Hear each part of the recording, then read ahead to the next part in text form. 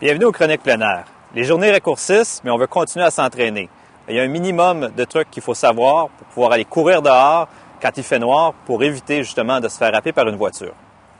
Donc, premièrement, on veut être visible quand on court sur le bord des routes. Les voitures ont des phares, ils peuvent nous illuminer, mais on est souvent pratiquement invisible pour eux jusqu'à temps qu'ils soient rendus sur nous. Les vêtements, c'est la première étape qu'on devrait considérer. Beaucoup de vêtements maintenant sont adaptés pour la course en situation nocturne. Ils sont équipés de bandes réfléchissantes un peu partout sur les vêtements, sur les côtés, ce qui fait que de très loin, les voitures vont être capables de nous apercevoir.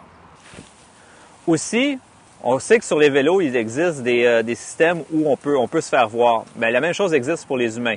On connaît très bien la lampe frontale qui permet de s'éclairer nous et d'être vu par une voiture qui vient vers nous. Mais Petzl a aussi sorti une petite lampe que l'on peut attacher à notre bras et qui clignote rouge au besoin pour que les voitures qui viennent derrière nous peuvent nous apercevoir et savent qu'il y a quelque chose sur le bord de la route. Évidemment, qui dit automne et mois de novembre, dit pluie et intempéries et évidemment boue.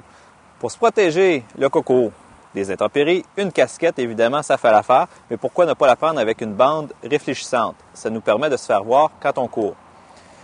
Aussi, pour éviter que la boue et l'eau rentrent dans nos souliers, une paire de petites guêtres faites par Outdoor Research.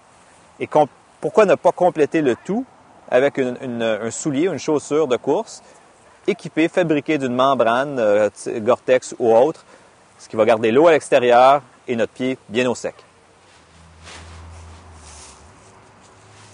Évidemment, en novembre, à l'automne, c'est frais. On pense qu'on n'a pas besoin de s'hydrater. Erreur, on peut quand même se déshydrater en courant, donc n'oubliez pas votre fuel belt afin de boire. Maintenant, il fait beau, il fait soleil. C'est bien beau tout cet équipement-là, mais qu'est-ce que ça donne dans la vraie vie? On va aller voir ça.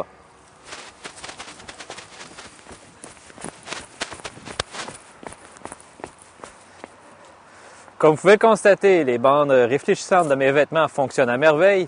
Je peux donc m'entraîner durant les longues soirées de novembre en pleine sécurité. Donc, je n'ai plus aucune excuse pour continuer à jouer dehors. Allez, amusez-vous!